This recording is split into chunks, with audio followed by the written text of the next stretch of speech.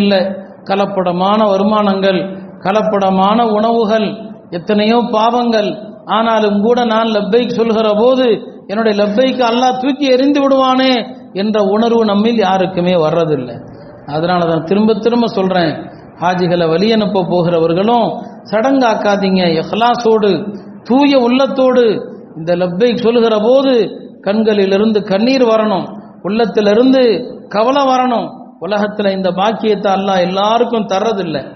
இந்த பாக்கியம் வாழ்க்கையில சிலருக்கு தர்றான். எத்தனையோ மன்னர்கள் ஹஜ் செய்யாம உம்ரா செய்யாம போயிருக்கிறாங்க. எல்லா வசதியும் இருந்துச்சு, ஆனா ஹஜ்ஜோ உம்ராவோ செய்யல.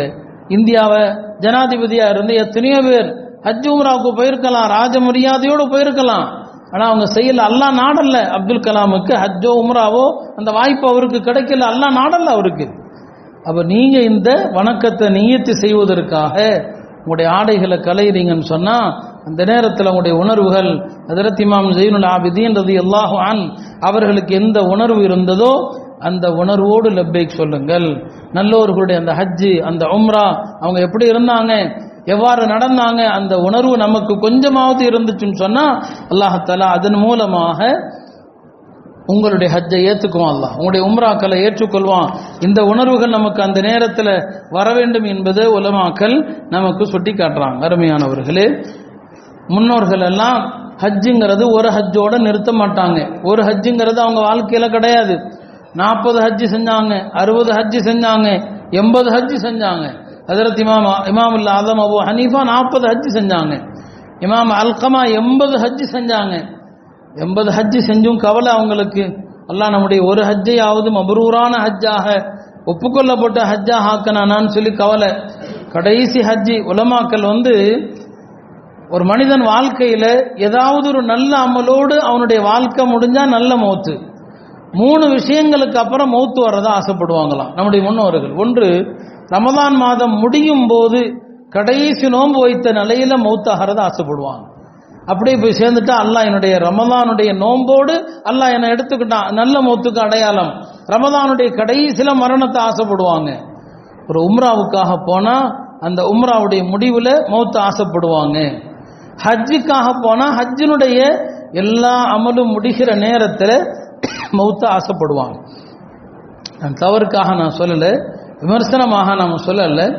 மக்கா மதீனால மௌத்தாகிறத ஆசைப்படணும். நாம போகும்போது கூட திரும்பி வரணும் அப்படின்னு நினைக்கிறது தப்பு இல்லை. நான் திரும்பி வரக்கூடாதுன்னு நினைக்கணும்னு சொல்லலை. ஆனா அதுக்காக ஒரு ஆயத்தை எழுதுறாங்க. அந்த ஆயத்தை எழுதுனா திரும்பி வந்துருவோன்னு சொல்லி, இது மார்க்கத்தில் சொல்லப்பட்டிருக்கானா முதல்ல இல்லை. இந்த ஆயத்தை எழுதுனா அது பிதாத்து அப்படிலாம் நான் விமர்சிக்கல. அப்படி என்ன இருக்குது, அப்படி ஏதாவது இருக்குதா? இந்த ஆயத்தை பயணத்தினுடைய ஒழுக்கங்கள் மார்க்கத்தில் நிறைய இருக்குது. அதை செஞ்சாலே போதும், நீங்க வீட்டுக்கு வந்துருவீங்க. அதை செஞ்சா போதும், இல்லாததை செய்ய வேண்டாம். இல்லாததை மார்க்கத்திலே இல்லை. ஆனா அதை பத்தி நம்மள்ட்ட கேள்வியை கேட்பாங்க, அதில் இந்த ஆயத்தை எப்போ எழுதணும், இன்னைக்கு எழுதிட்டுமா நாளைக்கு எழுதிட்டுமான்னு சொல்லி. ஒரு வணக்கம் மார்க்கத்தில் சொல்லப்பட்டிருந்தா இந்த தொழுகை எப்பங்க தொழணும்னு கேட்டா அதுக்கு ஒரு அர்த்தம் இருக்குது. மார்க்கத்தில் இல்லவே இல்லை. இப்போ எழுதட்டுமா நாளைக்கு எழுதட்டுமா, நாமளும் அடிச்சு விடுறது, அதான் போக நியத் பண்ணிட்டீங்களா எப்பனாலும் எழுதிக்கிங்கன்னு சொல்லி. இல்லை மார்க்கத்தில் என்ன செய்யறது, எதையாவது ஒன்று கட்டி விட்டுறாங்க பேரை. என்னங்க இந்த ஆயத்தை பயணம் புறப்படுற நேரத்தில் யார் பயணம் செய்கிறாரோ அவரும் அனுப்பி வைக்கிறாங்களோ யாரும் ஒருவர் மற்றவரை பார்த்து அஸ்தௌதி அல்லாஹ் தீனக் வ அமானதக் வ ஹவாதீம அமலிக், இதை சொல்லிட்டீங்கன்னா அவர் போயிட்டு வர்ற வரைக்கும் அவர் விட்டுட்டு போற எந்த பொருளுக்கும் ஒன்றும் ஆகாது, எல்லாமே அப்படியே இருக்கும். அவரும் சலாமத்தா போயிட்டு வருவார். சுன்னத்து அவ்வளவுதான். எது மார்க்கத்தில் இருக்குதோ அது அழகானது, அதை மட்டும் செய்யுங்க. இல்லாதது எதுக்கு செய்யணும்? அந்த ஆயத்துடைய நோக்கத்தையே நம்ம மாத்துறோம். இந்த ஆயத்து இறங்கினது பெருமானார் ஸல்லல்லாஹு அலைஹி வஸல்லம் மக்காவிலிருந்து புறப்படும் போது ஹிஜ்ரத் செஞ்சு புறப்படுற நேரத்தில் காபாவை பிரிய முடியல. புறப்படுறாங்க, திரும்பி காபாவை பார்க்கறாங்க, புறப்படுறாங்க, திரும்பி காபாவை பார்க்கறாங்க. இப்படியே மன கஷ்டம், வலி. சொந்த ஊர் மட்டுமல்ல, புனித நகரம் அது. அதை விட்டுட்டு எப்படி போறது? அவ்வளவு கவலையோடு புறப்பட்டு ஜுஹ்ஃபாங்கிற ஒரு இடம், அது 5 மீகாத்துல ஒரு மீகா. எஹராம் கட்டுவதற்கு மார்க்கம் நிர்ணயித்த 5 மீகாத்துல அது ஒரு மீகாத்து. அந்த ஜுஹ்ஃபாங்கிற இடம் வந்த பிறகு கூட காபாவுடைய திசையை நோக்கி பார்க்கறாங்க. கிட்டத்தட்ட 180 கிலோமீட்டர் தாண்டி வந்தாச்சு. இப்ப காபா தெரியாது.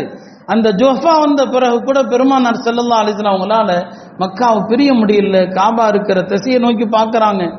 அப்பதான் அல்லாஹ் தஆலா இந்த ஆயத்தை இறக்கினான். பெருமானாருடைய கவலை, வருத்தம், இன்னல்லதி ஃபரத அலைக்கல் குர்ஆன லராத்துக இலா மஆத், குர்ஆனை இறக்கிய ரப்பு உங்களை இந்த மக்காவுக்கு மீண்டும் கொண்டு வருவான், கவலைப்படாதீங்க போங்கன்னு சொல்லி. மக்காவுக்கு திரும்ப வருவீங்கிறதுக்கு அந்த ஆயத்தை இறங்குச்சு. நம்ம மக்காவிலிருந்து ஊருக்கு திரும்ப வருவோங்கிற எண்ணத்தில் நாம எழுதுறோம். இறங்கின நோக்கத்தையும் நம்ம நோக்கத்தையும் கொஞ்சம் யோசிச்சு பார்த்துக்குங்க. ஆயத்து இறங்கின நோக்கம் என்னங்கிறத பார்த்துங்க. அப்போ நான் சொல்ல வர்றது எழுதக்கூடாதுன்னு இல்லை, மக்கால மதீனால மரணிக்கிறது ஆசைப்படணும்.